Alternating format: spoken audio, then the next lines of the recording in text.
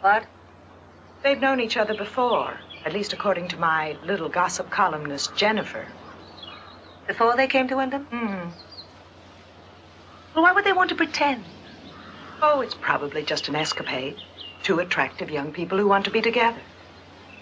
Well, not here at Wyndham. Not in my home.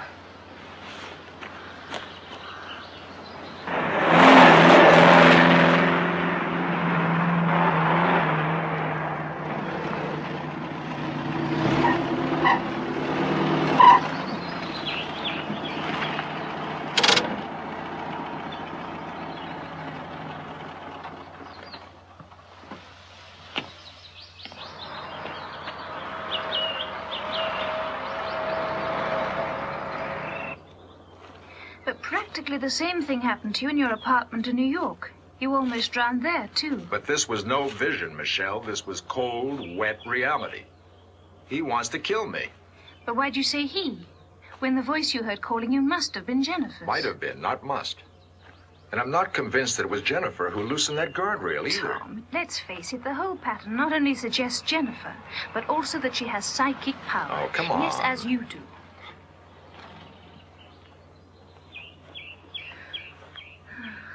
All right, let's drive along your track for a while.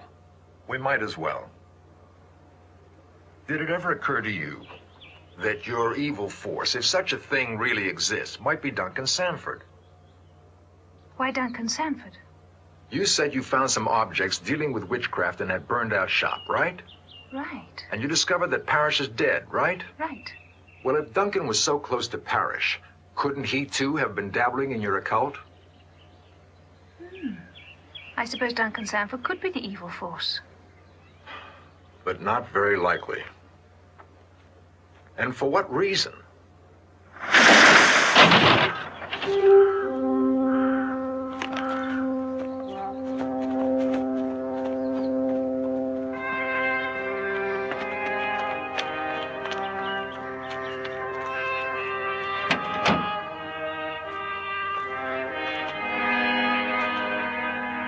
Look!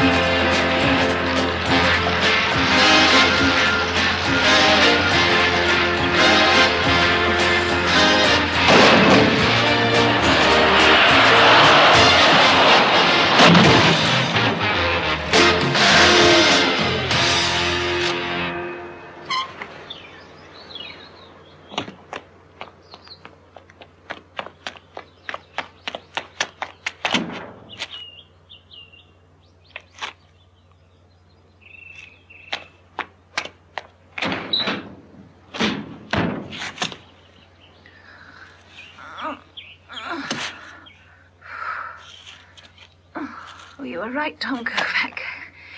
This is too much for us to handle. You're wrong, Michelle Brent. For a change, you're wrong. We're going to finish this race. Win or lose. You said that. Oh.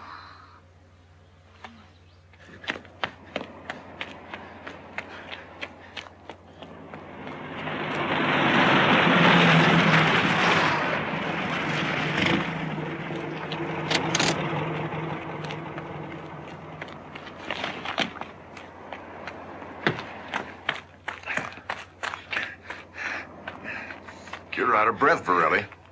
Where have you been? I make the exercise. The jog. I said where? Signor. Take your hands off him at once. Signore, my apologies. Mr. Kovac and Miss Brent. First you came to my house misrepresenting your relationship, and now you've attacked one of my guests. Will you kindly vacate your rooms by tomorrow?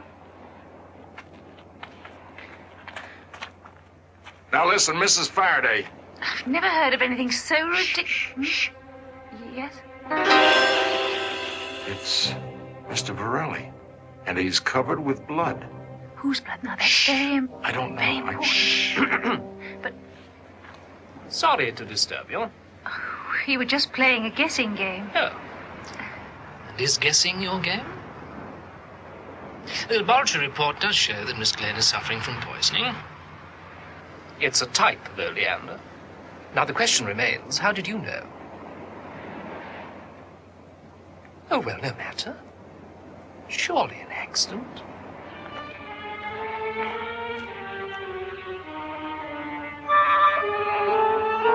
You were right, Michelle. It always comes back to Jennifer. Thank you, dear. It's okay, Mother. I promised Dr. Reed I'd take care of your medicine.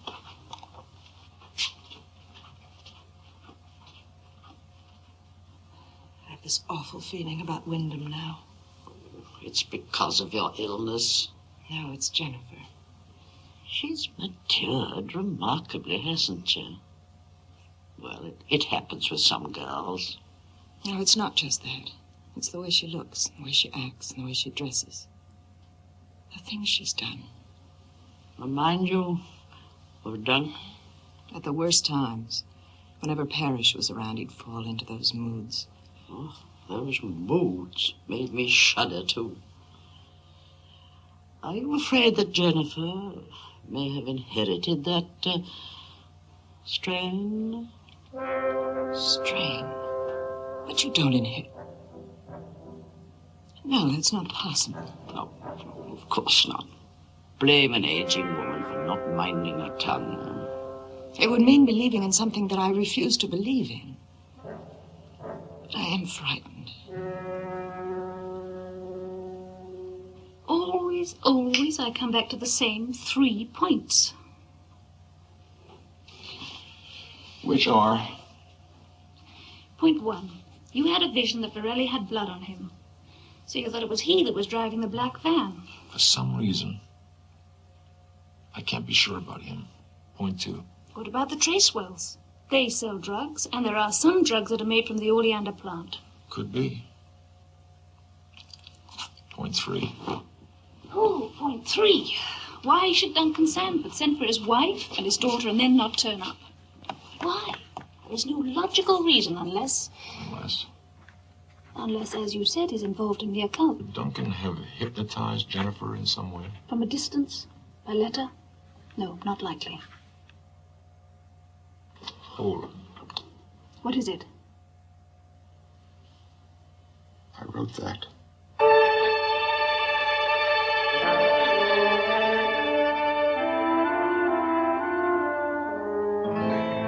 We'll have good times for years and years to come, you'll see. Here or in Colorado, Daddy? Both, darling, or wherever in this beautiful world we wish.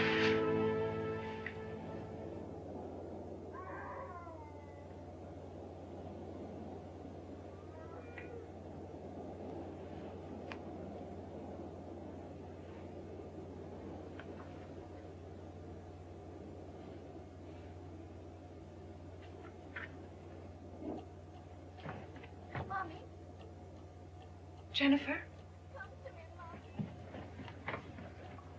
Hurry, Mommy.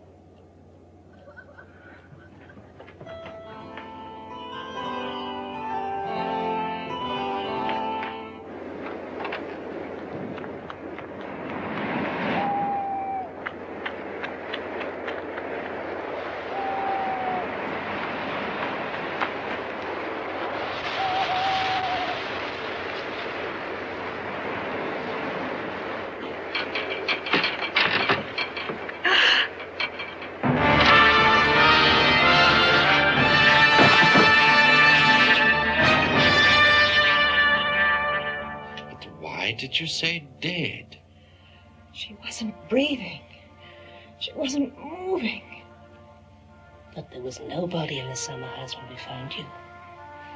Nobody. Jennifer. Jennifer, will you please come in here?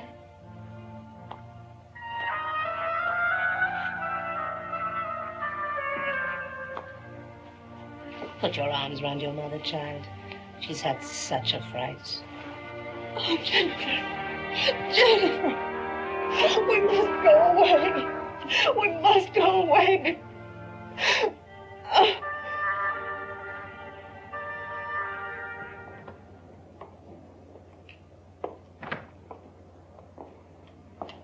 sorry, but I just couldn't stand watching that poor woman another minute.